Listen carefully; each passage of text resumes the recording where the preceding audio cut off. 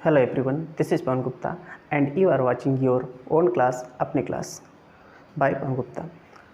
Guys class 11 तो complete हो गई और क्लास 12th में भी आ गया। क्लास 11th में क्या पढ़ा, तैयारी खास नहीं हुई या फिर सिलेबस को कंप्लीट भी कर लिया गया पर रिवाइज़ नहीं हो पाया, तो ये सारी चिंताएं अब हमको छोड़ देनी है। ठीक है, बीती बातें उन्हें भूल जाए। अब क्लास 12th में आ चुके तो अपना टारगेट सेट करें कि हमें 100 में 100 लेकर आने हैं। तो इसके लिए ज़रूरी है कि पूरे सिलेबस को बहुत ही बारीकी से पढ़ा जाए और कम समय में कंप्लीट किया जाए, क्योंकि अगर हमको टॉप करना है तो टॉप करने के लिए पूरे सिलेबस को एक ऑर्गेनाइज ढंग से तैयार करना पड़ेगा और 4 से 5 बार पूरे सिलेबस को हमें रिवीजन यानी अच्छे से रिवाइज करना पड़ेगा। रिवीजन बहुत ही ज़रूरी हो जाएगा। बट क्या करें, हम एनसीईआरटी की बुक अगर उठाते हैं तो एनसीईआरटी की बुक की लैंग्वेज ही नहीं समझ में आती। बहुत से बच्चों को सबकी परेशानी रहती है कि बहुत ही टफ़ लैंग्वेज में लिखी हुई है, हालांकि ऐसा नहीं है। और अगर हम रेफरेंसेस की बात करें तो रेफरेंस बुक को अगर उठाते हैं तो उसको देख करके लगता ही नहीं कि पूरे साल में कंप्लीट कर पाएंगे, और रिवाइज़ करने की तो बात ही छोड़ो, 3 से 4 बार कहाँ से रिवाइज़ हो पाएगा। तो ऐसे केसेस में ज़रूरी है कि हम पूरे सिलेबस को बाकायदा पढ़ें, कम समय में कंप्लीट करें, क्विक रिवीजन करते रहें, जिससे कि हम 4-5 बार एक चैप्टर को कंप्लीट कर ले जाएं।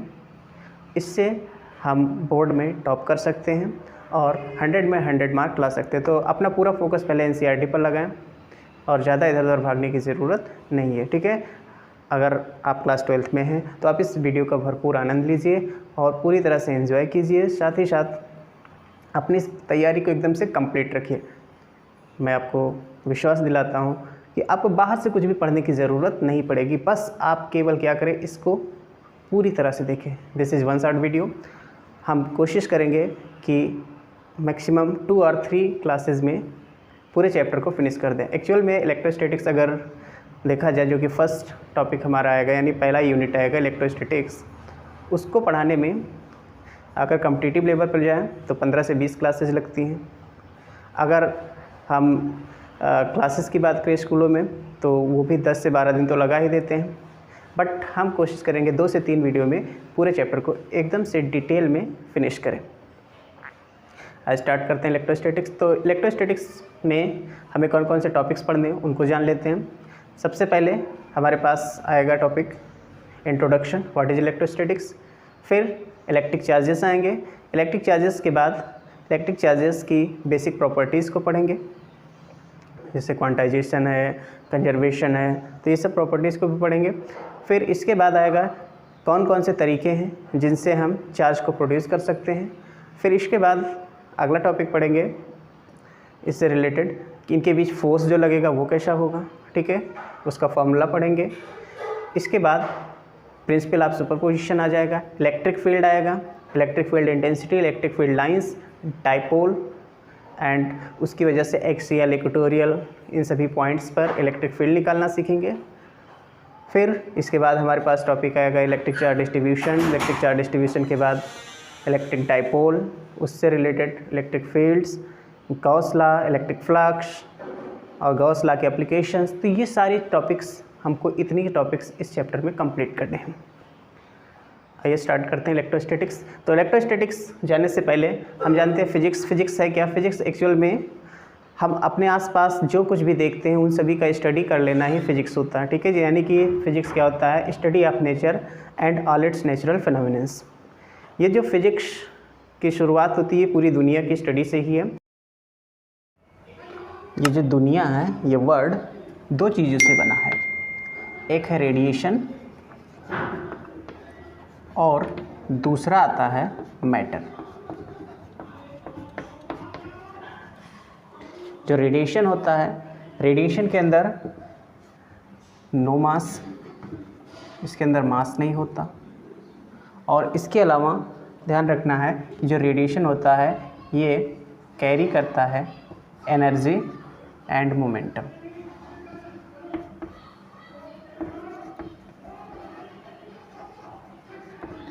अब मैटर की बात करें तो मैटर के अंदर 2 इंट्रिंसिक प्रॉपर्टीज़ होती हैं। Intrinsic properties. इंट्रिंसिक प्रॉपर्टीज़ या बेसिक प्रॉपर्टीज जिसको कहते हैं, जिन पर हम क्वेश्चनिंग नहीं उठाते, इनके अंदर ये प्रॉपर्टी हैं तो हैं, क्यों हैं इसकी बात हम नहीं करते। तो इंट्रिंसिक प्रॉपर्टीज़ में क्या क्या आते हैं, एक तो मास होता है इसके पास, और दूसरा प्रॉपर्टी है चार्ज। मास m से डिनोट करते हैं, और क्लास 11th में पढ़ा था कि मास क्या होता है, कांस्टेंट होता है, बट एक्चुअल में ये करेक्ट बात नहीं है। मास जो होता है वो स्पीड ऑफ ऑब्जेक्ट पर डिपेंड करता है। जितना ज़्यादा जैसे स्पीड अगर हम देते जाएंगे तो उसके मास में भी चेंजिंग होती चली जाएगी, ठीक है। और ये मास का इसका फॉर्मूला होता है m = m0 √1 - v²/c², जहाँ पर v क्या है, v है स्पीड ऑफ ऑब्जेक्ट,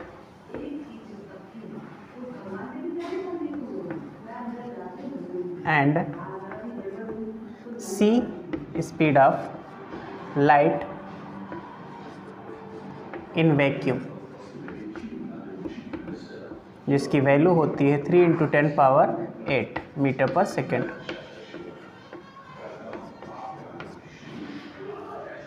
क्योंकि जो ऑब्जेक्ट की वेलोसिटी होती ना, वो स्पीड ऑफ लाइट के कंपैरिजन में बहुत कम होती है, इसलिए ये जो रेशियो v²/c² अप्रॉक्स 0 होता है, तो उस केस में मास जो होता है m0 के इक्वल होता है, और ये जो m0 है इसको बोलते हैं रेस्ट मास, ठीक है। तो रेस्ट मास के इक्वल होता है, इसीलिए उसको कांस्टेंट एज्यूम कर लेते हैं। लेकिन अगर हम उसको स्पीड ऑफ लाइट के कंपेरेबल स्पीड अगर दे देंगे तो उस केस में इसका मास जो होगा ना बहुत ज़्यादा हो जाएगा, इन्फिनिटी। अगर मैंने v और c इक्वल कर दिया, इतनी रफ्तार दे दी कि ऑब्जेक्ट की स्पीड क्या है, लाइट की स्पीड के इक्वल हो गया, तो v² की जगह c²/c² जो कि 1 हो जाएगा, और 1 - 1 0 और समथिंग बाय 0 क्या हो जाएगा, इन्फिनिटी। तो मास इन्फिनिटी हो जाएगा, ठीक है। तो मास कांस्टेंट नहीं होता, ये आइंस्टाइन की थ्योरी ऑफ रिलेटिविटी से है। चार्ज दूसरा जो कि हमको इस पूरे चैप्टर में पढ़ना, चार्ज क्या होता है। हम क्या करें, एक कॉम्ब लें, कंघा लें, और उसको हेयर से या किसी कपड़े से रबिंग करें, फ्रिक्शन करें। फ्रिक्शन करने के बाद क्या देखते हैं कि वो पेपर के छोटे छोटे पीसेस को अपनी ओर अट्रैक्ट करता है, उससे चिपक जाते हैं। और बिना रबिंग किए अगर हम उसके पास लाते हैं तो उससे नहीं चिपकते।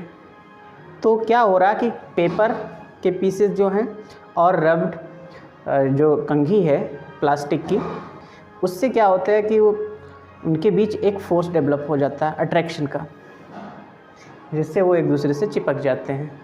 तो वो फोर्स जो डेवलप हो, उस फोर्स का नाम है इलेक्ट्रिक फोर्स। और वो फोर्स क्यों आता है, उसका रीज़न क्या है, मैटर के अंदर क्या हो जाता है, उसके अंदर चार्ज आ जाता है, ठीक है। तो अगर हम चार्ज की बात करें कि चार्ज क्या है, तो ये चार्ज या जिसको इलेक्ट्रिक चार्ज कहते हैं, चार्ज होता है it is the property of matter due to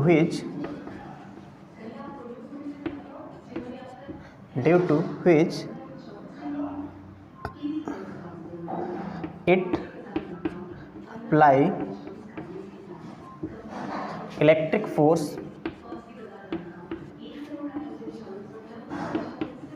on other such object।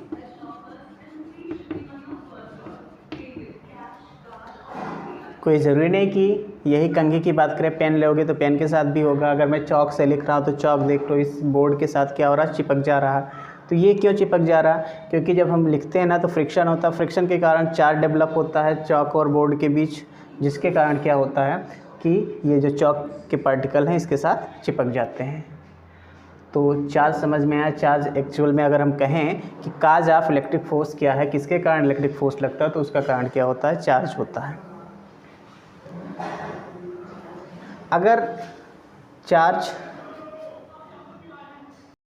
Electrostatics जो है ये दो वर्डों से बना है, एक तो इलेक्ट्रिक है and second thing is static.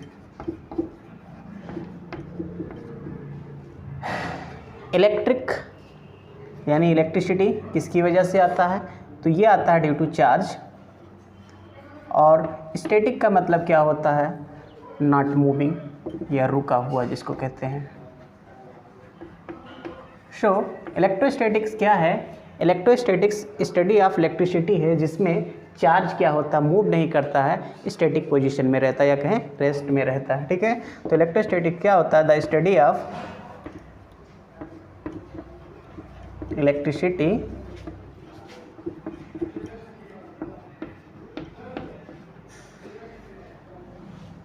in which charges are at rest या charges are static not moving।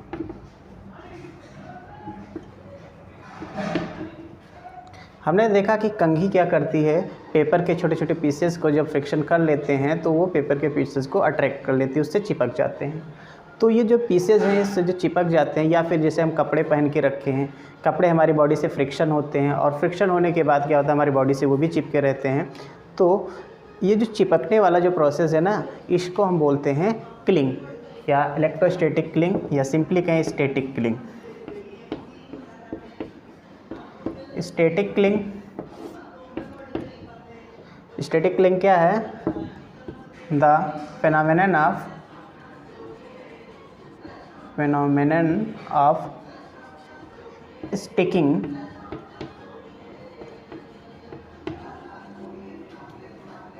of objects या हम सीधा कहें clothes, pieces of papers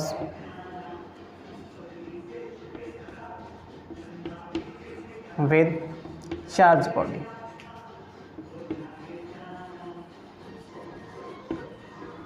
charge body, इसको हम बोलते हैं static cling. Charge, electric charge जो होता है ये 2 टाइप का होता है, एक होता है पॉजिटिव चार्ज और एक होता है नेगेटिव चार्ज, जिसका नोमेनक्लेचर देने वाले थे बेंजामिन फ्रैंकलिन। ठीक है, तो अगर हम बात करेंगे टाइप्स ऑफ चार्जेस की, टाइप्स ऑफ चार्जेस, तो ये 2 टाइप के होते हैं, एक होता है पॉजिटिव चार्ज और दूसरा होता है नेगेटिव चार्ज।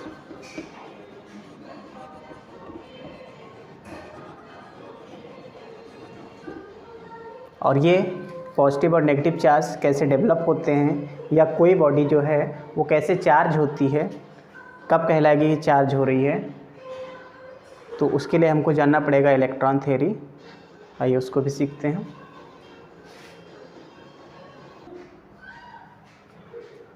हर एक मैटर जो होता है वो एटम से बना हुआ है और एटम जो हैं वो बने हैं इलेक्ट्रॉन, प्रोटॉन एंड न्यूट्रॉन से, जिसमें जैसे ये हमने ले लिया इसका न्यूक्लियस, तो न्यूक्लियस के अंदर प्रोटॉन होते हैं और न्यूट्रॉन होते हैं। और इलेक्ट्रॉन्स क्या करते हैं, इनके चारों ओर डेफिनिट ऑर्बिट में घूमते रहते हैं इस तरह से।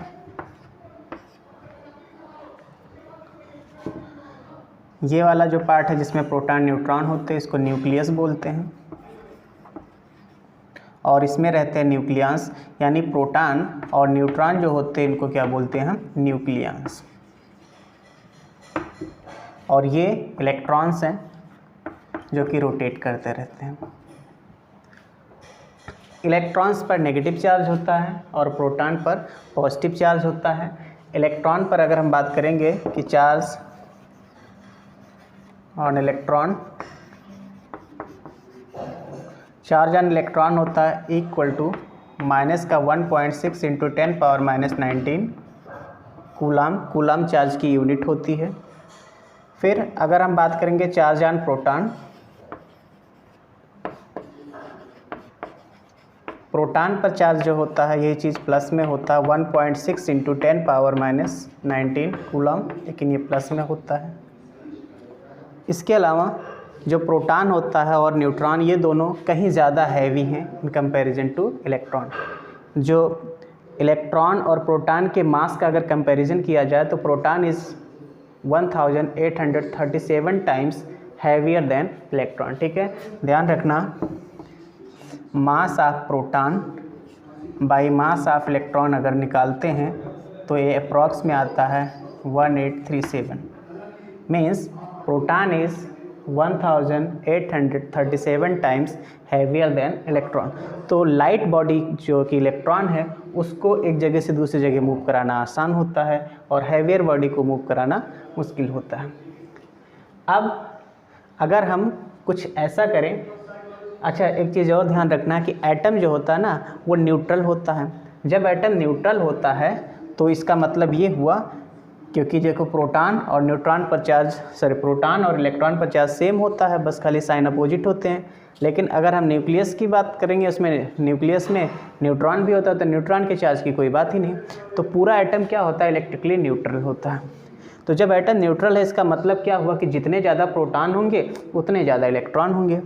अगर हम एग्जांपल के लिए कंसिडर करें कि कोई एक सब्सटेंस है, उसमें 7 प्रोटॉन है, यानी कि 7 प्लस ही चार्ज है, तो अगर वो न्यूट्रल होगा तो उस पर 7 इलेक्ट्रॉन भी होंगे, यानी माइनस का 7 ही चार्ज होगा, तभी तो न्यूट्रल है। अब इस पर नेट चार्ज कितना है, 0।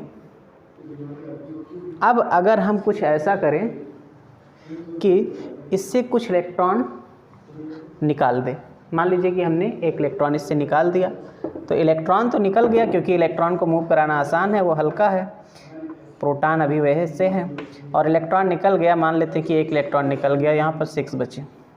तो अब अगर हम इसके नेट चार्ज को कैलकुलेट करेंगे तो +7 - 6 कितना आ जाएगा, 1, यानी कि E।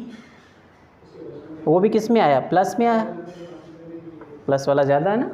तो इस तरह से बॉडी कैसी हो गई, पॉजिटिवली चार्ज्ड। मतलब कि अगर हम किसी सब्सटेंस से कुछ इलेक्ट्रॉन्स निकाल देते हैं तो वो कैसा हो जाता है, पॉजिटिवली चार्ज्ड हो जाता है। अब अगर हम क्या करें, इस पर कुछ एक्स्ट्रा इलेक्ट्रॉन कहीं से ले आएँ, मान लीजिए इसी बॉडी पर कुछ एक्स्ट्रा इलेक्ट्रॉन हम ले आएँ, ये तो 7 प्रोटॉन थे, हम एक इलेक्ट्रॉन माना ले आते हैं, तो ये 7 से 8 हो जाएगा। अब अगर इस पर नेट चार्ज कैलकुलेट करोगे तो कितना आएगा, माइनस का E, और माइनस का E आया, इसका मतलब क्या हुआ, इस पर कैसा चार्ज आ गया, नेगेटिव चार्ज। तो जब किसी सब्सटेंस से या तो कुछ इलेक्ट्रॉन निकल जाएं या फिर उस पर एक्स्ट्रा इलेक्ट्रॉन आ जाएं, तो उस केस में क्या देख रहे हैं, बॉडी पर चार्ज डेवलप हो जाता है। जैसे अगर इलेक्ट्रॉन निकलते हैं तो उस पर पॉजिटिव चार्ज डेवलप होगा, और अगर उस पर एक्स्ट्रा इलेक्ट्रॉन कहीं से आते हैं तो उस पर नेगेटिव चार्ज डेवलप होगा। ठीक है, तो किसी बॉडी को चार्ज करने के लिए क्या ज़रूरी है कि उस बॉडी से या तो कुछ इलेक्ट्रॉन निकाल दो या फिर उस पर कुछ एक्स्ट्रा इलेक्ट्रॉन ले आओ, तभी वो चार्ज होगी, नहीं तो नहीं होगी। ठीक है, प्रोटॉन को ट्रांसफ़र नहीं किया जाता। तो ये थी electron theory of electrification. Electrification क्या होता है, किसी बॉडी पर चार्ज का आ जाना, यानी चार्ज कैरी करता है अगर कोई बॉडी, तो उस प्रोसेस को बोलते हैं इलेक्ट्रिफिकेशन। ठीक है, the phenomenon of carrying charge by a body is known as electrification. तो ये मॉडर्न थ्योरी आपको समझ में आ गई होगी कि कैसे चार्ज डेवलप होते हैं। तो कोई बॉडी कब चार्ज कहलाएगी, अगर हम उससे कुछ इलेक्ट्रॉन या तो रिमूव कर दें या फिर उस पर कुछ एक्स्ट्रा इलेक्ट्रॉन ले आएँ। ठीक है, तो यहाँ ध्यान रखेंगे कि if some electrons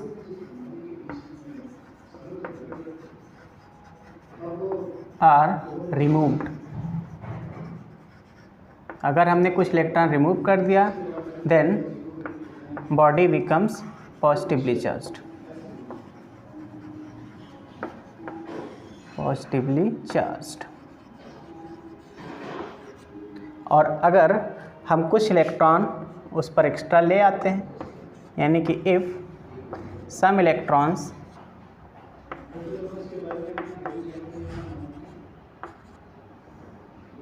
are gained by body, then it becomes negatively charged.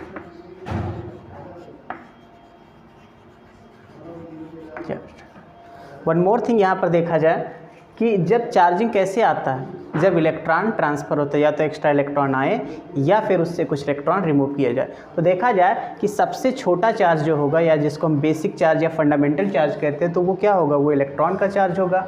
तो यहाँ ये भी ध्यान रखेंगे कि जो फंडामेंटल चार्ज होता है, फंडामेंटल मीन्स बेसिक, सबसे छोटा, स्मॉलेस्ट चार्ज, वो होता है चार्ज ऑफ इलेक्ट्रॉन। इससे छोटा कोई चार्ज नहीं होता, ठीक है।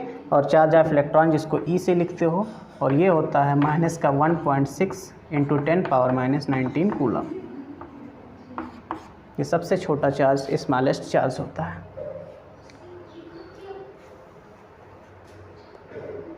तो जब हम फ्रिक्शन करते हैं दो बॉडीज़ को, तो एक दूसरे के इलेक्ट्रॉन एक दूसरे में क्या होते हैं, फंस जाते हैं। तो अब जब फ्रिक्शन करते हैं तो उनको अलग करने की कोशिश करते हैं, तो इलेक्ट्रॉन्स क्या होते हैं, आपस में इंटरचेंज हो जाते हैं। हो सकता है किसी के इलेक्ट्रॉन कम हो जाएं, और अगर एक पर कम होंगे तो दूसरे पर क्या हो जाएंगे, उतना एक्स्ट्रा हो जाएंगे। मीन्स चार्जेस जो होंगे ना डिस्ट्रॉय होंगे ना क्रिएट होंगे, बस एक दूसरे में खाली ट्रांसफ़र हो जाया करेंगे। तो जिस पर इलेक्ट्रॉन एक्सेस में चले जाएंगे उस पर नेगेटिव चार्ज आ जाएगा, और जिस पे इलेक्ट्रॉन एक्सेस में ना होकर के उसमें कमी हो जाएगी तो वो पॉजिटिवली चार्ज हो जाएगा।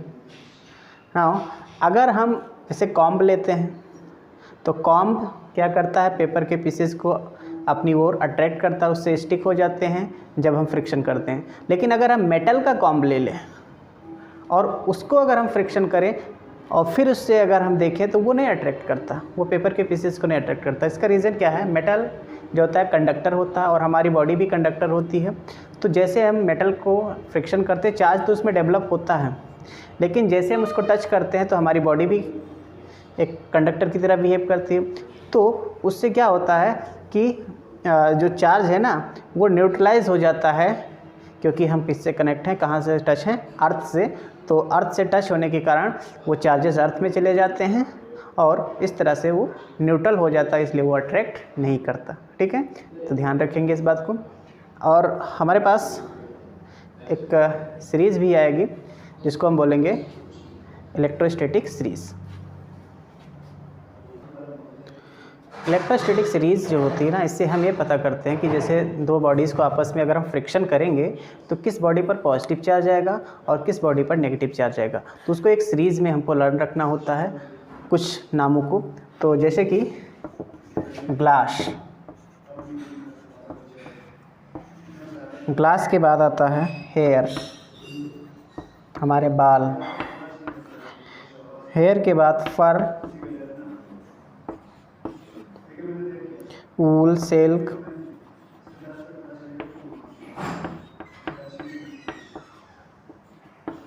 सिल्क के बाद मेटल, रबर,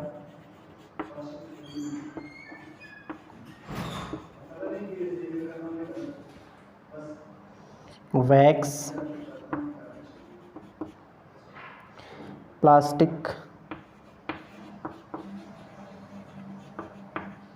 या रेजिन,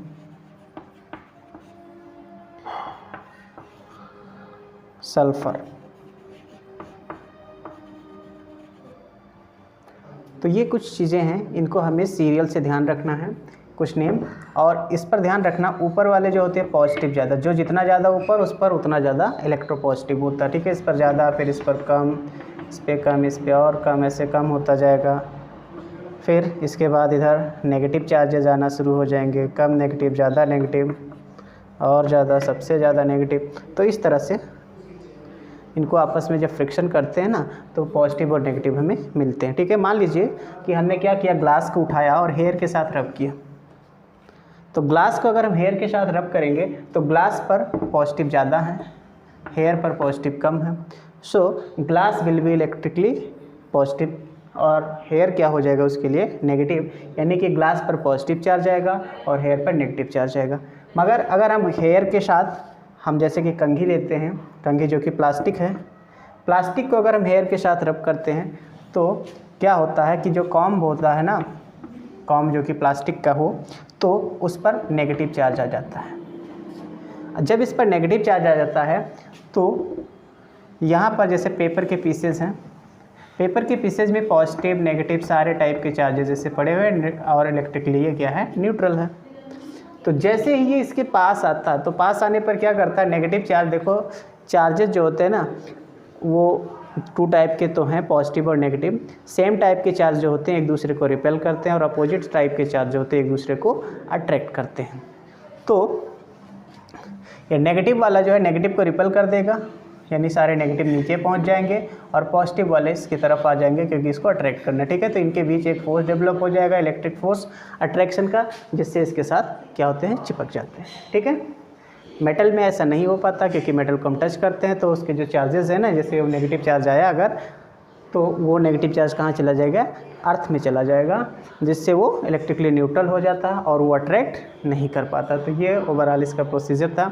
इसी तरह से अगर हम गाड़ी में बैठे हैं, चल रहे हैं, तो सीट के साथ हमारी बॉडी क्या होती है, फ्रिक्शन होता है बॉडी का, जिससे चार्जेस डेवलप हो जाते हैं हमारे कपड़े में, कपड़ों से हमारी बॉडी में चार्जेस आ जाते हैं। लेकिन जब हम उतरते समय अगर किसी मेटल को टच करते तो हमको झटका लगता है, ठीक है, शॉक लगता है। क्यों? क्योंकि उस समय हमारी बॉडी में चार्जेस डेवलप होते हैं। मान लीजिए कि नेगेटिव चार्ज डेवलप हो गया, अब मेटल है तो उसके सामने क्या होगा, जैसे हम लेकर जाएंगे तो नेगेटिव वालों को तो रिपेल कर देगा, लेकिन पॉजिटिव वाले आगे आ जाएंगे तो पॉजिटिव वाले इसको क्या करेंगे, अट्रैक्ट करेंगे। वो तो चाहता है कि आओ अपोजिट चार्जेस हैं, अट्रैक्ट करेंगे। तो अट्रैक्शन के कारण जब हम उसको टच करते हैं तो पॉजिटिव और नेगेटिव मिलकर क्या होते हैं, डिस्चार्ज हो जाते हैं, ठीक है। देखो पॉजिटिव चार्ज और नेगेटिव चार्ज का मिल करके डिस्ट्रॉय होना, न्यूट्रल बन जाना, ये क्या कहलाता है, डिस्चार्जिंग, ठीक है। जब डिस्चार्जिंग होता है तो स्पार्क होता है। जैसे बैटरी के प्लस टर्मिनल माइनस टर्मिनल दोनों को अगर हम टच कराते हैं तो उस केस में क्या होता है, स्पार्क होता है और उस स्पार्क की वजह से वो डिस्चार्ज होते चले जाते हैं, ठीक है। स्पार्किंग यही दिखाता है कि पॉजिटिव और नेगेटिव चार्ज मिलकर एक दूसरे को क्या कर रहे हैं, डिस्ट्रॉय कर रहे हैं। तो आई होप ये पूरी थ्योरी समझ गए होंगे। अगर कोई फिर भी डाउट रहता है तो आप पूछ भी सकते हैं।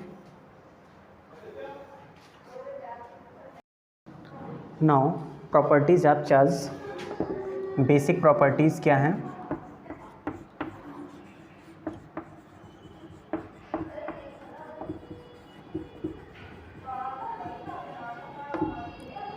तो बेसिक प्रॉपर्टीज़ में पहली प्रॉपर्टी आती है, चार्ज जो होता है एडिटिव होता है।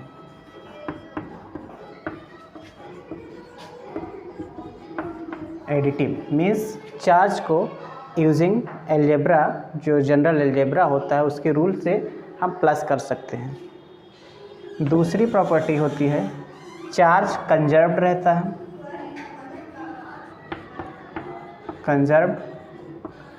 कंजर्व्ड होने का मतलब क्या है कि चार्ज को ना तो क्रिएट कर सकते हैं ना डिस्ट्रॉय कर सकते हैं, केवल एक बॉडी से दूसरे बॉडी पर ट्रांसफ़र कर सकते हैं। तीसरा, चार्ज इज क्वांटाइज्ड। ये क्वांटाइज्ड का मीनिंग क्या है, क्वांटाइज मतलब अगर कोई फिनोमेनन है वो स्टेप में होती है ना, स्टेप बाय स्टेप, तो उसको हम क्या बोलते हैं, क्वांटाइज होना। जैसे कि अब यहाँ जैसे हम बात करें चार्ज की, तो चार्ज जो होता है इलेक्ट्रॉन के ट्रांसफ़र होने से ही बनता है, और कभी भी इलेक्ट्रॉन जो ट्रांसफ़र होगा पूरा इलेक्ट्रॉन ट्रांसफ़र होगा, हाफ इलेक्ट्रॉन ट्रांसफ़र नहीं होता।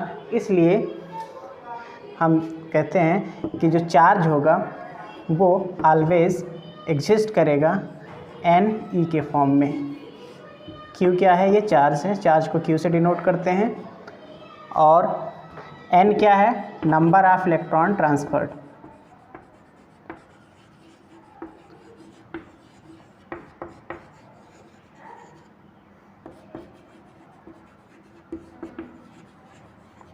और E चार्ज ऑन इलेक्ट्रॉन होता है, जो कि होता है 1.6 × 10⁻⁻19 कूलम, ठीक है। तो यहाँ पर चार्ज हमेशा Q = NE के फॉर्म में होगा, यानी integral multiple of smallest charge या फंडामेंटल चार्ज होगा। फंडामेंटल चार्ज क्या होता है, E होता है। इसी रूल को हम क्या बोलते हैं, चार्ज इज क्वांटाइज्ड, ठीक है। तो ये 3 बेसिक प्रॉपर्टीज़ थी चार्ज की। चार्ज को प्लस किया जा सकता है, चार्ज कंजर्व्ड होता है। एक चीज़ और ध्यान रखें, प्रोटॉन जो होता है ना और न्यूट्रॉन, ये क्वार्क से बने होते हैं। अभी जल्द ही इस बात में बात हुई है कि जो प्रोटॉन और इलेक्ट्रॉन होते हैं वो क्वार्क से बने होते हैं, और क्वार्क जो होता है, क्वार्क पर कितना चार्ज होता है, इस पर चार्ज होता है ±1/3e और 2/3e प्लस माइनस का। बट ये जो क्वार्क होते हैं हमेशा एग्जिस्ट करते हैं पेयर में ही, कभी ये फ्रीली एग्जिस्ट नहीं कर सकते कि +1/3 अलग एग्जिस्ट करें, -1/3 अलग एग्जिस्ट करें, इसलिए इससे क्वांटाइजेशन पर कोई इफेक्ट पड़ने वाला नहीं, क्योंकि ये ओवरऑल तो न्यूट्रल ही रहेंगे। ठीक है, लेकिन इलेक्ट्रॉन डिविजिबल नहीं है, प्रोटॉन और न्यूट्रॉन भी डिविजिबल हो चुके हैं। Confirm. Method of producing charges, तो चार्ज को उत्पन्न करने का क्या क्या तरीका है। तो पहला तो हमने पढ़ा बाय फ्रिक्शन, लेकिन बाय फ्रिक्शन से जो चार्ज होता है केवल और केवल इंसुलेटर पर डेवलप होता है। ध्यान रखना, इसमें जब फ्रिक्शन करके जो चार्ज डेवलप करते हैं केवल किस पर होता है, इंसुलेटर पर।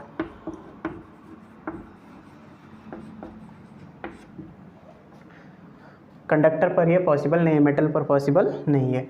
और इसमें इसके वजह से जो चार्ज डेवलप होगा उसको फ्रिक्शनल चार्ज बोलेंगे, और इस टाइप की इलेक्ट्रिसिटी कहलाती है फ्रिक्शनल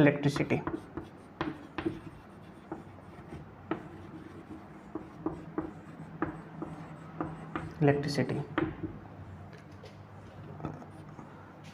दूसरा तरीका बाय कंडक्शन। कंडक्शन में क्या होता है, अगर हम एक चार्ज बॉडी लिया, मान लीजिए कि हमने एक ग्लास रॉड लिया और इसको कहीं फ्रिक्शन कर लिया तो इस पर ये प्लस चार्ज है जिससे आ गए। फिर यहाँ पर कोई दूसरी अनचार्ज बॉडी लिया और उससे टच कराया, तो जब टच कराएंगे तो इधर के जो चार्जेस हैं ना ये कहाँ शिफ्ट होने लगेंगे, इस पर। क्यों? क्योंकि ये चाहता है कि न्यूट्रल हो जाए। न्यूट्रल होने के लिए क्या करेगा, अपना दुख बांट देगा। मेरे पास बहुत भारी दुख है तो मेरा दुख ले लो थोड़ा सा, तो इसके प्लस चार्जेस इस पर आ जाएंगे। और जैसे इसको अलग करेंगे तो ये क्या होगा, अलग करने के बाद इस बॉडी पर ये प्लस चार्जेस यूनिफॉर्मली इस तरह से डिस्ट्रीब्यूट हो जाएंगे, तो ये बॉडी चार्ज हो जाएगी। और इस मेथड को हम बोलते हैं bye conduction method. Conduction method में एक्चुअल में क्या करना, हमें एक चार्ज बॉडी को न्यूट्रल बॉडी से टच कराना है, और टच कराएंगे तो सेम टाइप का चार्ज, जिस टाइप का चार्ज इस पर चार्ज बॉडी पे था उसी टाइप का चार्ज न्यूट्रल बॉडी पर आ जाएगा। ठीक है। तीसरा तरीका है बाय इंडक्शन। इंडक्शन तरीका क्या है, इंडक्शन मेथड से, इंडक्शन मेथड में एक चार्ज बॉडी लेते हैं, ये चार्ज बॉडी है, और एक न्यूट्रल बॉडी यहाँ पर है। तो इसके पास में जब लाते हैं तो इसके पास प्लस चार्ज अगर है तो ये क्या करेगा, प्लस वाले को तो रिपल करेगा, लेकिन माइनस चार्ज को क्या करेगा, अपनी ओर अट्रैक्ट करेगा। तो इस तरह से इसके जो नेगेटिव चार्ज हैं इधर डेवलप हो जाएंगे और पॉजिटिव वाले एक साइड हो जाएंगे। नाउ अब क्या करें, इसको हम अर्थ से कनेक्ट कर दें। तो जैसे ही अर्थ से कनेक्ट करेंगे तो अर्थ से निकलेंगे इलेक्ट्रॉन्स, और ये इस वाले पॉजिटिव चार्ज को क्या कर देंगे, न्यूट्रलाइज। फिर इनको जब अलग कर देंगे तो अलग करने के बाद इस बॉडी पर चार्ज डेवलप हो जाएगा, कौन सा, नेगेटिव। ठीक है, पॉजिटिव खत्म हो जाएंगे, नेगेटिव वाले बचेंगे। तो इस तरह से इस बॉडी पर नेगेटिव चार्ज डेवलप हो जाएगा। सेम टू सेम अगर यहाँ नेगेटिव चार्ज होता तो इस पर कैसा चार्ज डेवलप होता, पॉजिटिव चार्ज। तो इंडक्शन में और कंडक्शन में क्या डिफरेंस है, कंडक्शन में एक्चुअल में टच कराना है आपको बॉडी को, जबकि इंडक्शन में टच नहीं कराना, केवल उसके पास में लाना है। ठीक है। और कंडक्शन में सेम टाइप का चार्ज न्यूट्रल बॉडी पर डेवलप होता है, जबकि इंडक्शन में अपोजिट टाइप का चार्ज जो है इस पर डेवलप हो जाता है। तो ये 3 मेथड्स थे जिससे हम क्या करते हैं, किसी बॉडी पर चार्ज प्रोड्यूस कैसे करते हैं। ठीक है, कोई बॉडी को चार्ज करना तो कैसे, ठीक है, यही काम हमारे मोबाइल बैटरी, इसमें भी वही होता है। ठीक है, उसमें भी क्या करते हैं, उसके एक तरफ के इलेक्ट्रॉन, जैसे बैटरी है उसमें एक प्लस होता है एक माइनस होता है, तो प्लस वाले के जो इलेक्ट्रॉन है निकल के कहाँ, माइनस वाले टर्मिनल पर इकट्ठा होते हैं, तो बैटरी क्या होती है, चार्ज होती चली जाती है। तो इस तरह से एक तरफ प्लस बन जाता है, एक तरफ माइनस बन जाता है। लेकिन जब हम उसका यूज़ करना शुरू कर देते हैं तो धीरे धीरे क्या होते हैं, वो चार्ज एक दूसरे में ट्रांसफ़र होना शुरू होते हैं, इलेक्ट्रॉन्स, क्योंकि वो अपने आप को न्यूट्रल बनाने की कोशिश करते हैं। जब पूरी तरह से वो न्यूट्रल हो जाते हैं तो बैटरी क्या हो जाती है, डिस्चार्ज हो जाती है। ठीक है,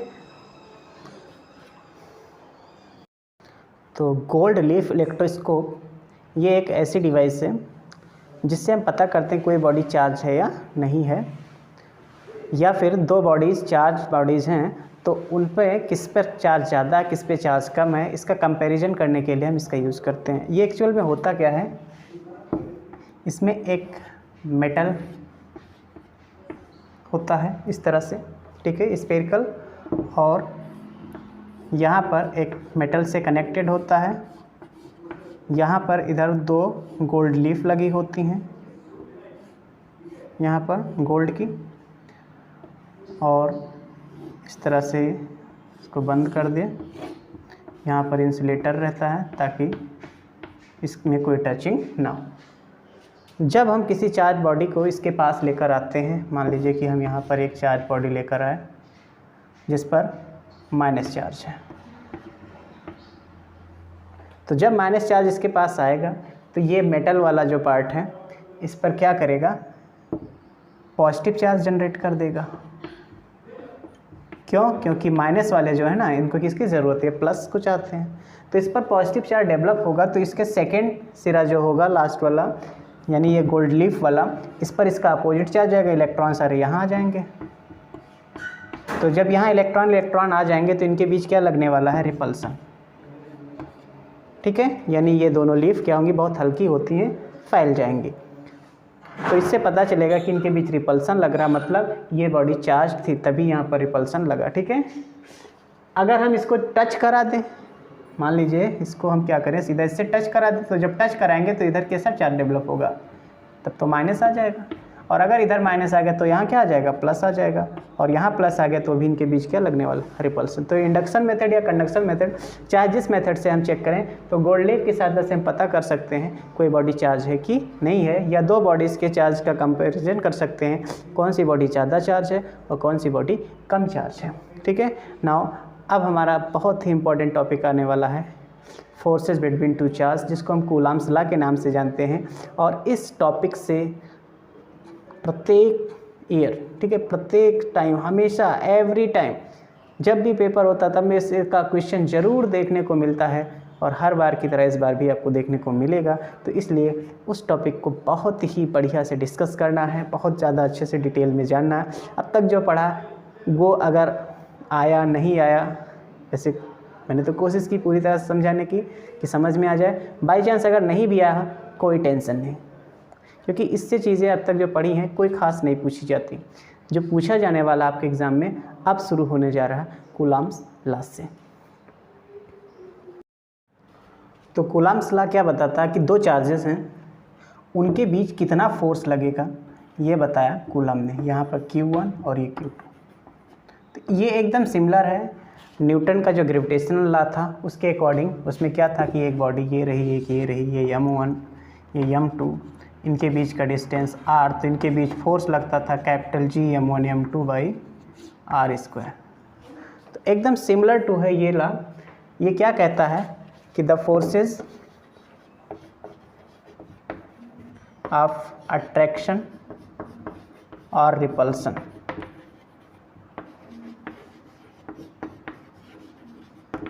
between two charges is directly proportional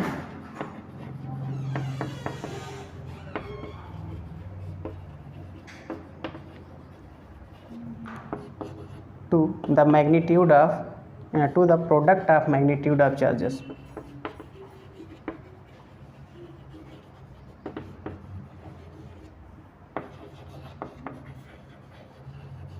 Charges and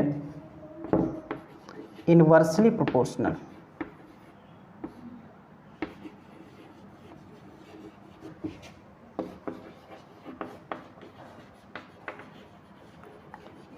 to the square of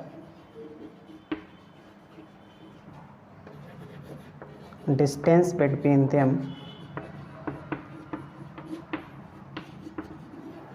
them acting along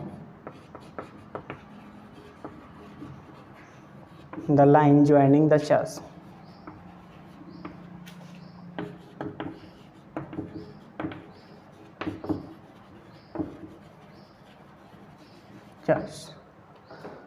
मतलब कि दो चार्जेस हमारे पास हैं Q1 और Q2 और इनके बीच का अगर डिस्टेंस हम ले लें R,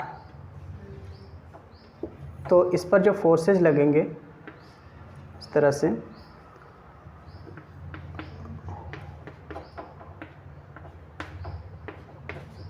वो फोर्स कितना होगा, ध्यान रखना दोनों चार्ज पर इक्वल फोर्सेस लगते हैं, अपोजिट और इक्वल, तो वो जो फोर्स होगा वो डायरेक्टली प्रोपोर्शनल होगा प्रोडक्ट ऑफ चार्जेस के एंड इन्वर्सली प्रोपोर्शनल होगा to the square of distance between them, यानी कि आर स्क्वायर। प्रोपोर्शनलिटी हटाते हैं तो एक कांस्टेंट लगाते हैं, वो कांस्टेंट लिखा जाता 1/4 epsilon not Q1 Q2 by R square. So this is Coulomb's law. यहाँ पर 1/4 epsilon not constant of proportionality है, इसकी वैल्यू कितनी होती है 1/4 एप्सिलॉन नॉट की, तो ये होता है 9 × 10⁻⁹ न्यूटन मीटर स्क्वायर पर कूलम स्क्वायर। यहाँ 4 तो समझ में आता है एप्सिलॉन नॉट क्या है, ये जो एप्सिलॉन नॉट है इसको बोलते हैं permittivity of free space.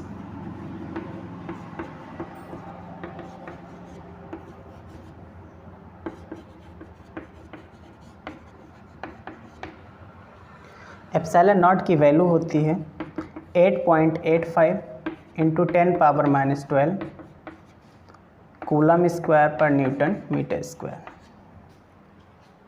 Permittivity होता क्या एक्चुअल में, जैसे कि अगर दो चार्जेस हैं स्पेस में रखें तो उनके बीच फोर्स कितना लगेगा, और अगर दोनों चार्जेस के बीच अगर हम कोई मटेरियल डाल दें, जैसे कोई इंसुलेटर डाल दें जिसको हम डाइलेक्ट्रिक बोलते हैं, तो उस केस में क्या होगा कि उनके बीच का जो फोर्सेज है वो डिक्रीज हो जाएगा। ठीक है, तो वो सब कौन डिसाइड करता है, एप्सिलॉन। ठीक है, ये जो एप्सिलॉन नॉट है फ्री स्पेस के लिए इतना होता है, लेकिन अदर मीडियम के लिए इसकी वैल्यू इससे ज़्यादा होती है। ठीक है, तो डिफरेंट वैल्यूज़ के कारण फोर्सेस भी डिफरेंट हो जाते हैं। कन्फर्म? सॉरी, ज़्यादा नहीं होती, इससे कम होती है। तो अब एप्सिलॉन नॉट की वैल्यू अगर बढ़ेगी तो उस केस में फोर्स क्या होगा, घट जाएगा। ठीक है, तो यानी कि अगर हम यहाँ पर एप्सिलॉन नॉट की वैल्यू बढ़ाएं, एप्सिलॉन नॉट मतलब कि मीडियम डाल दें, मीडियम डालेंगे तो उसकी वैल्यू बढ़ती चली जाएगी एप्सिलॉन की, तो फोर्स भी क्या होंगे, डिक्रीज होते चले जाएंगे।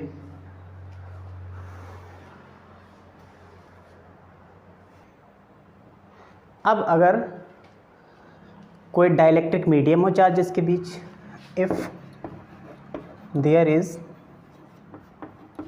अ dielectric medium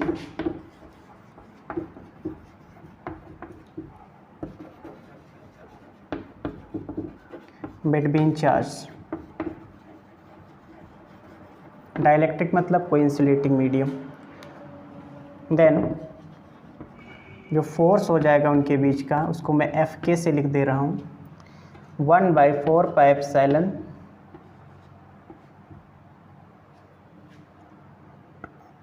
Q1 Q2 by R square. Epsilon कहलाएगा परमिटिविटी ऑफ इस medium, this is permittivity of medium.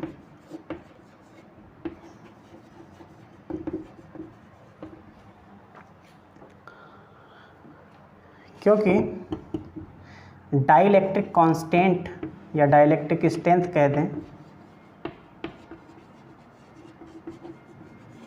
जिसको K से लिखते हैं कैपिटल, और K जो होता है एप्सिलॉन बाय एप्सिलॉन नॉट होता है। तो यहाँ से एप्सिलॉन की वैल्यू हमारे पास आ जाएगी कितनी। अच्छा, इसको एक चीज़ और ध्यान रखिए, इसको एप्सिलॉन R से भी लिखते हैं, जिसको बोलते हैं रिलेटिव परमिटिविटी।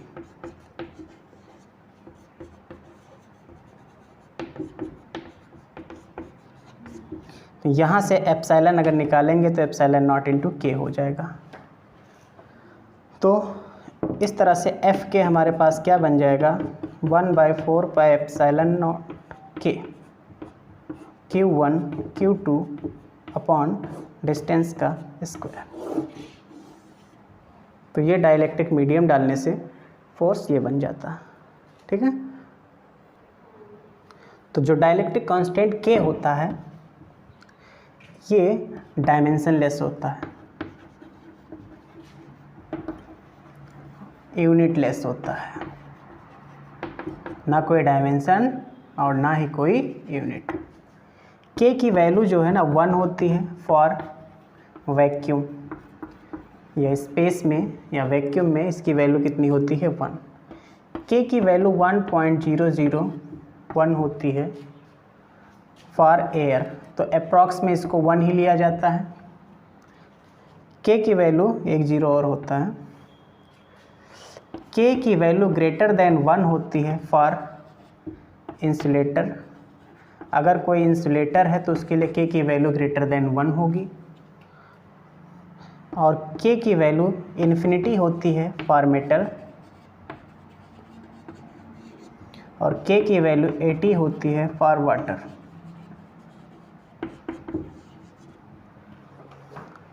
क्योंकि हमने देखा कि जो फोर्स होता है इन एयर कितना होता है 1/4πε0 Q1 Q2/r²।